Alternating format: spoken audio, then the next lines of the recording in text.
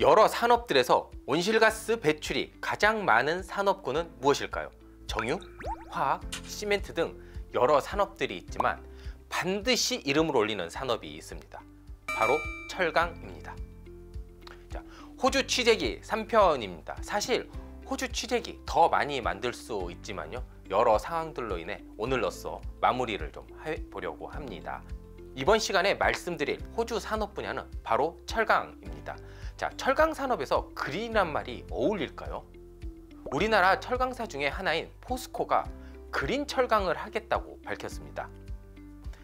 탄소 배출이 없는 철강 제품을 만들겠다는 것인데요, 포스코가 그린 철강을 하기 위해 내세운 기술이 바로 수소 환원 제철입니다. 자, 기존 철광석에 이산화탄소를 반응시켜 철을 만드는 방법 대신 철광석에 수소를 반응시켜 철과 그 부산물로 이산화탄소 대신 물을 만들겠다는 겁니다. 이 수소 환원 제철에서 반드시 필요한 것이 대량의 전기입니다. 이 때문에 수소 환원 제철은 그린 수소와 대량의 무탄소 전기만 있으면 이론상 할 수 있습니다.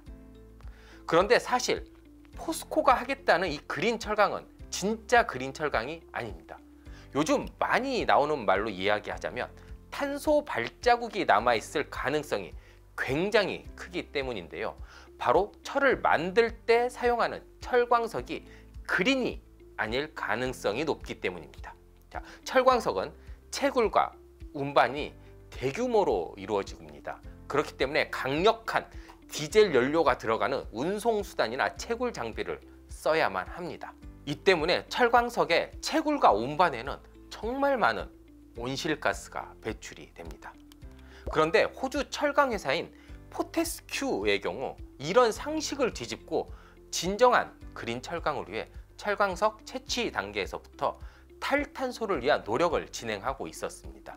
이 회사의 목표는요, 2030년까지 철광석 채굴의 탄소 배출을 진짜 제로로 하는 것입니다. 특히 철광석을 캐고 옮기는 분야에 탈탄소에 집중하고 있는데요, 세계 최대의 운반 트럭을 개조해 수소 연료전지 트럭으로 바꾸고 디젤 기차 역시 수소 연료전지 기차로 바꾸는 작업을 직접 진행하고 있었습니다.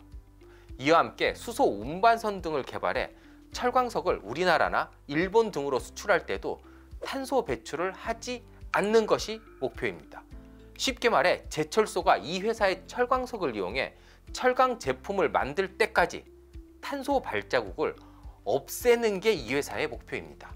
그리고 이 기업의 협력사, 그러니까 제철소가 되겠죠, 이 제철소의 탄소 발자국을 없애기 위한 협력도 강화할 계획을 가지고 있습니다. 우리나라 철강 기업인 포스코 역시 이 회사와 철광석 거래를 하고 있습니다. 아직까지 포테스큐가 협력할 제철소를 고르지는 않았지만 2030 그린 철강 계획은 요즘 이런 혹한의 날씨를 보면 반드시 성공했으면 합니다.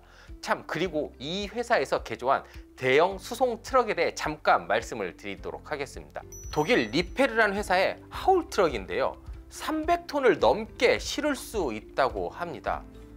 바퀴 크기만 무려 3m입니다. 제가 있는 사진을 한번 보면 이런 느낌이 납니다. 이런 트럭의 경우 확실히 전기보다는 수소 연료전지가 훨씬 잘 어울린다라고 합니다. 그리고 디젤을 이용하는 것과 크게 성능 차이도 없다고 합니다.